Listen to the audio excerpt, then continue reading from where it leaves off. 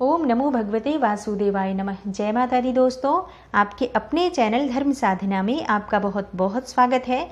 माँ भगवती दुर्गा की कृपा आप और आपके पूरे परिवार पर सदा सर्वदा बनी रहे। दोस्तों, भाद्रपद मास के कृष्ण पक्ष की एकादशी तिथि का व्रत करने से और विधि विधान से भगवान श्री हरि विष्णु की पूजा आराधना करने से समस्त प्रकार के पापों का नाश हो जाता है, समस्त प्रकार के कष्टों का निवारण हो जाता है। आज के दिन भगवान श्री हरि विष्णु की पूजा अगर विधि विधान से की जाए तो दुख दरिद्रता का नाश हो जाता है।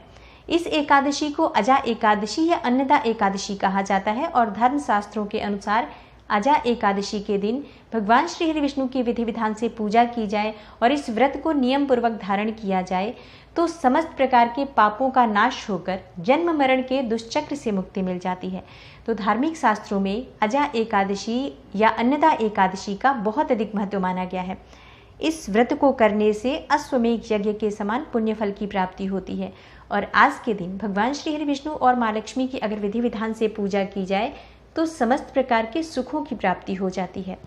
दोस्तों, आज की वीडियो में मैं आपसे बात करने वाली हूँ समस्त पापों का नाश करने वाली भाद्रपद मास के कृष्ण पक्ष की एकादशी यानी अन्नदा एकादशी या अजा एकादशी व्रत की कथा क्या है, पारण का शुभ मुहूर्त क्या है और आज के दिन भगवान श्री हरि विष्णु और माँ लक्ष्मी की कृपा अगर आप पाना चाहते हैं, स्थायी रूप से श्री हरि विष्णु सहित माँ लक्ष्मी का अपने घर में वास चाहते हैं, अखंड सौभाग्य की प्राप्ति चाहते हैं, घर में सुख समृद्धि धन संपदा चाहते हैं, तो कौन सा विशेष उपाय आज आपको करना चाहिए ये भी आज आपको मैं इस वीडियो में शेयर करने वाली हूँ।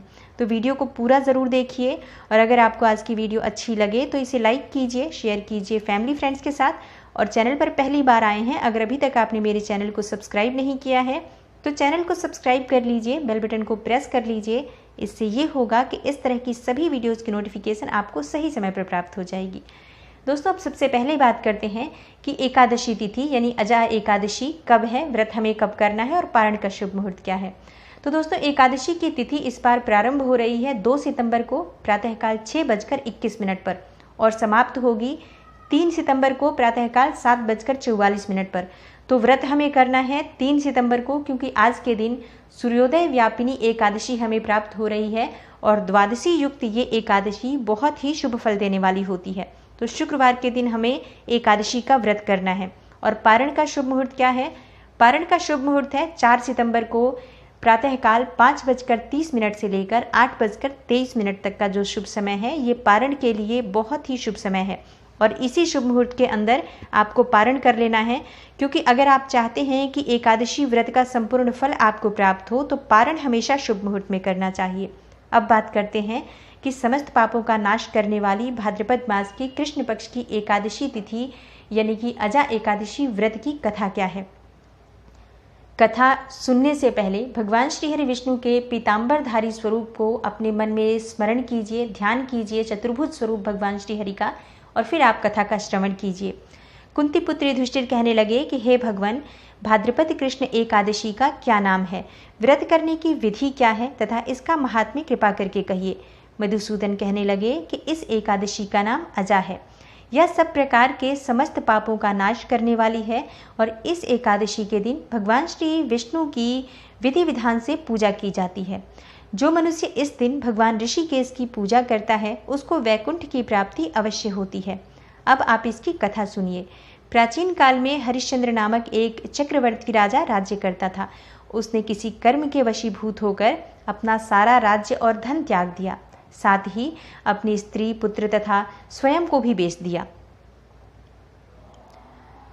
यह राजा चांडाल का दास बनकर सत्य को धारण करता हुआ मृतकों का वस्त्र ग्रहण करता रहा, मगर किसी प्रकार से सत्य से विचलित नहीं हुआ। कई बार राजा चिंता के समुद्र में डूबकर अपने मन में विचार करने लगता कि मैं कहाँ जाऊं, क्या करूं जिससे मेरा उद्धार हो। इस प्रकार राजा को कई वर्ष बीत गए।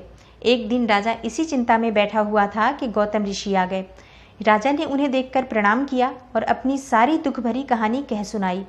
यह बात सुनकर गौतम ऋषि कहने लगे कि राजन, तुम्हारे भाग्य से आज से 7 दिन के बाद भाद्रपद मास के कृष्ण पक्ष की अजा एकादशी आएगी। तुम विधि पूर्वक उसका व्रत करो। गौतम ऋषि ने कहा कि इस व्रत के पुण्य प्रभाव से तुम्हारे समस्त पाप नष्ट हो जाएंगे और इस प्रकार राजा से कहकर गौतम ऋषि उसी समय अंतर्ध्यान हो गए। राजा ने उनके कथनानुसार एकादशी आने पर विधि पूर्वक व्रत किया और जागरण किया। उस व्रत के प्रभाव से राजा के समस्त पाप नष्ट हो गए। स्वर्ग से बाजे बजने लगे और पुष्पों की वर्षा होने लगी। उसने अपने मृतक पुत्र को जीवित और अपनी स्त्री को वस्त्र तथा आभूषणों से युक्त देखा। व्रत के प्रभाव से राजा को पुनः राज्य मिल गया और अंत में वह अपने परिवार सहित स्वर्ग को गया। हे राजन, यह सब अजा एकादशी के प्रभाव से ही हुआ। अतः जो मनुष्य यत्न के साथ विधि पूर्वक इस व्रत को करते हुए रात्रि जागरण करते हैं, उनके समस्त पाप नष्ट होकर अंत में वे स्वर्गलोक को प्राप्त होते हैं। इस एकादशी की कथा के श्रवण मात्र से अश्वमेघ यज्ञ का फल प्राप्त होता है। जय श्री लक्ष्मी नारायण, जय श्री हरि, जय श्री विष्णु भगवान। दोस्तों, अजा एकादशी के दिन भगवान श्री हरि विष्णु और माँ लक्ष्मी की संयुक्त रूप से पूजा करने से समस्त प्रकार के सुखों की प्राप्ति होती है। और इस बार अजा एकादशी 3 सितंबर को है, जो कि शुक्रवार का दिन है। शुक्रवार का दिन जो कि माँ लक्ष्मी को अत्यंत प्रिय है। आज के दिन माँ लक्ष्मी की कृपा पाना चाहते हैं, स्थायी रूप से माँ लक्ष्मी का वास अपने घर में चाहते हैं, तो श्री हरि विष्णु सहित माँ लक्ष्मी की विधिवत पूजा आराधना कीजिए, मंत्र जप कीजिए। आज के दिन जब आप श्री हरि विष्णु और माँ लक्ष्मी की पूजा करते हैं तो माँ लक्ष्मी को गुलाब के पुष्पों की माला अर्पित करें और भगवान श्री हरि विष्णु को पीले पुष्पों की माला अर्पित करें। आज के दिन जब भगवान की पूजा करें आप, तो पान का पत्ता अवश्य अर्पित करें। एकादशी तिथि पर पान का पत्ता भगवान को अर्पित करने से सभी प्रकार के सुखों की प्राप्ति होती है। लेकिन किस प्रकार से पान का पत्ता अर्पित करें जिससे कि समस्त कामनाएं पूर्ण हो? देखिए, आपको एक पान का पत्ता लेना है जो खंडित ना हो, एकदम साफ सुथरा पत्ता होना चाहिए और वो पत्ता आप भगवान श्री हरि को अर्पित करें। जब आप पूजा कर रहे हैं, सुबह के समय भी आप चाहे तो ये उपाय कर सकते हैं, या शाम के समय जो पूजा की जाती है उसमें भी आप ये उपाय कर सकते हैं। किसी भी समय कर लीजिए, पूरा दिन बहुत श्रेष्ठ है। तो जब आप पूजा कर रहे हैं, पान का पत्ता भगवान को अर्पित करें और इस पान के पत्ते पर आपको कुमकुम से श्रीम लिखना है, लाल कुमकुम से श्रीम लिखना है, जो कि माँ लक्ष्मी का बीज मंत्र है। और इसके ऊपर आपको इत्र अर्पित करना है। पत्ते के दोनों तरफ आपको इत्र लगाना है। अच्छे से इत्र लगा दीजिए। जो पूजा वाला इत्र होता है वो प्रयोग किया जाता है हमेशा पूजा में। इत्र लगाकर भगवान श्री हरि विष्णु के पास ही उसे रहने दीजिए। भगवान श्री हरि विष्णु और माँ लक्ष्मी की जो मूर्ति स्थापित की है वहीं पर रहने दीजिए। जब आप पूजा आराधना कर लेते हैं, हाँ, संभव हो तो आप मंत्र जप कीजिए, माँ लक्ष्मी के मंत्र का जप कीजिए आज के दिन। जैसे कि आप ओम श्रीम श्रीयै नमः इस मंत्र का जप कर सकते हैं, या चाहे तो श्री सूक्त या कनक धारा का भी पाठ कर सकते हैं। जैसी आपकी इच्छा हो, जो भी मंत्र आप जपना चाहते हैं, किसी भी एक मंत्र का अगर आप जप करते हैं तो माँ लक्ष्मी की कृपा प्राप्त होती है।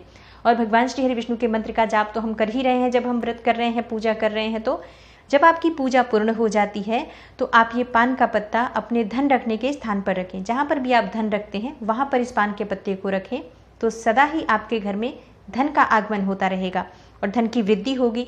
श्री हरि विष्णु और माँ लक्ष्मी की जब आप पूजा कर रहे हैं एक साथ, तो अखंड सौभाग्य की प्राप्ति आपको हो जाती है। और इस तरह से आप पूजा करते हैं तो दाम्पत्य जीवन में मधुरता आती है। पति पत्नी में कितना भी क्लेश हो, अगर आज के दिन आप भगवान श्री हरि विष्णु और विधिवत माँ लक्ष्मी की भी पूजा संयुक्त रूप से करते हैं तो दाम्पत्य जीवन बहुत मधुर होता है, सुखमय होता है। तो समस्त प्रकार की कामनाएं पूर्ण हो जाती हैं श्री हरि विष्णु और माँ लक्ष्मी की पूजा आराधना से, और स्थिर लक्ष्मी का वास हो जाता है अगर आप इस पान के पत्ते को अपने धन रखने के स्थान पर इस प्रकार से रखते हैं। तो अब ये पान का पत्ता सूख जाए तो क्या करें, आपका प्रश्न होगा। देखिए, जब ये पान का पत्ता सूख जाता है, आप अगली एकादशी पर जब आप करते हैं, इस पान के पत्ते को आप विसर्जित कर दीजिए और दूसरे पान के पत्ते को इसी प्रकार से पूजा करके आप रखते हैं। अगर हर एकादशी पर आप नियमित रूप से ये करें, निश्चित ही श्री हरि विष्णु सहित माँ लक्ष्मी का स्थायी वास आपके घर में होता है। कभी भी धन का अभाव आपके घर में नहीं होगा। तो ये बहुत ही महत्वपूर्ण उपाय है अगर हम माँ लक्ष्मी की कृपा चाहते हैं, सदा घर में धन का आगमन चाहते हैं। तो दोस्तों, उम्मीद करती हूँ अजा एकादशी से संबंधित ये महत्वपूर्ण जानकारी आपके लिए अवश्य उपयोगी सिद्ध होगी। और अगर आपको आज की वीडियो अच्छी लगी हो तो लाइक ज़रूर कीजिए, शेयर कीजिए फैमिली फ्रेंड्स के साथ। चैनल पर पहली बार आए हैं, अगर अभी तक आपने मेरे चैनल को सब्सक्राइब नहीं किया है तो चैनल को सब्सक्राइब करके बेल बटन को प्रेस कर लीजिए। इससे ये होगा कि इस तरह की सभी वीडियोज़ की नोटिफिकेशन आपको सही समय पर प्राप्त हो जाएगी। मैं मिलती हूँ आपसे अगली वीडियो में, तब तक के लिए नमस्कार।